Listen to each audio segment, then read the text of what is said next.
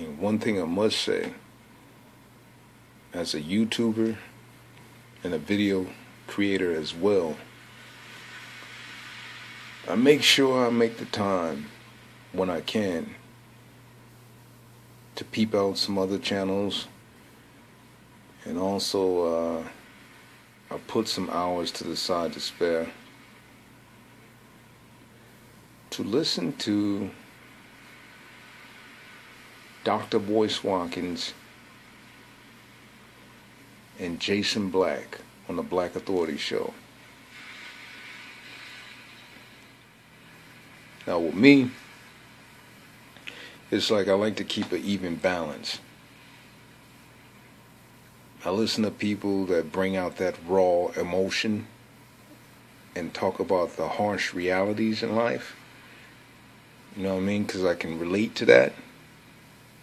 But then also, I listen to the people who bring intelligent black thought as well. Like intellectual speakers. I can relate to that too as well. So I keep an even balance. But I must say that listening to these two brothers last night, you know, sharing their views on black empowerment and how they were like speaking, it's just like, man, it was like the ultimate to hear these two of all people. You know, it's like you taking two speakers who are kind of like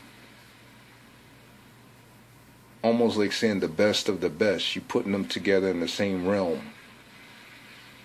You know what I mean?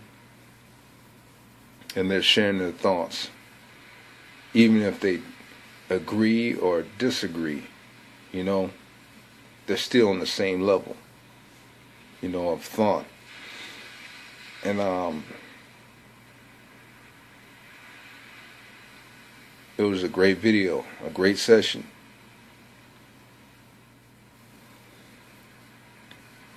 But it was well worth it sitting up for those, well, the whole show was like 2 hours and a couple of minutes.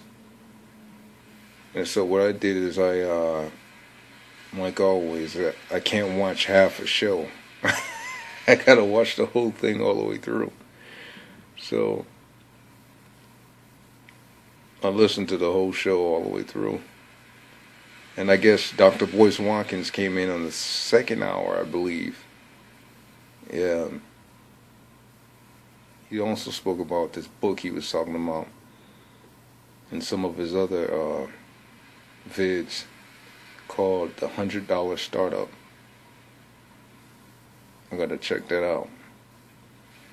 I'll leave a link in the description box for you guys to peep out the show.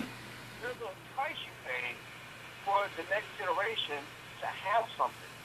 And so the question we always have to ask is, are we really willing to pay the price? Are we planting the seeds? Are we willing to fight and die for what we want to get something for somebody that we haven't even met yet, for somebody who isn't even born yet?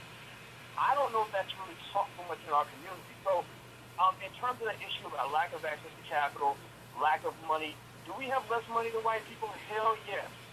But are we broke? Hell no. Businesses can be built with very little money.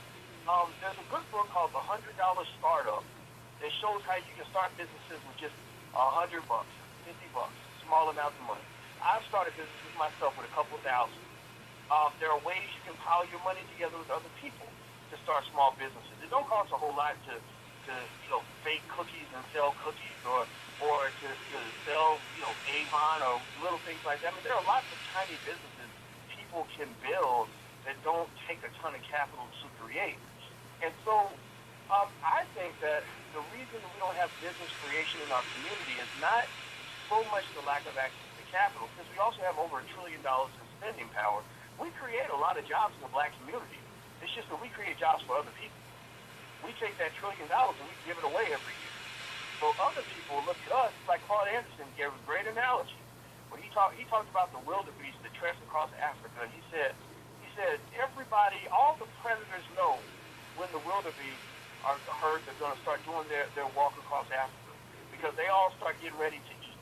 They all know the lions, the alligators. Everybody knows when the wildebeest coming, we gonna eat good. Well, that's what we are. We're the wildebeest. When black folks get our hands on some money, we run into the mall. We're buying these corporate products that we've been brainwashed to believe that we need, and we give all of our money away, creating tens of thousands of jobs for people who don't look like us. So we can't. I don't think we can put everything on access to money. But money doesn't mean a whole lot if you don't know what to do with it. If you don't have the right culture that generates business creation, then businesses won't be created. Look at some of these black celebrities who got all this money. Look at Floyd Mayweather. He just bought a $5 million car. I bet it didn't even cross his mind to $5 million worth of scholarships or to build a $5 million company and employ maybe 500 people. He didn't even think about that. He thought about taking his money, giving it to some white man so he could drive a fancy sports car worth $5 million.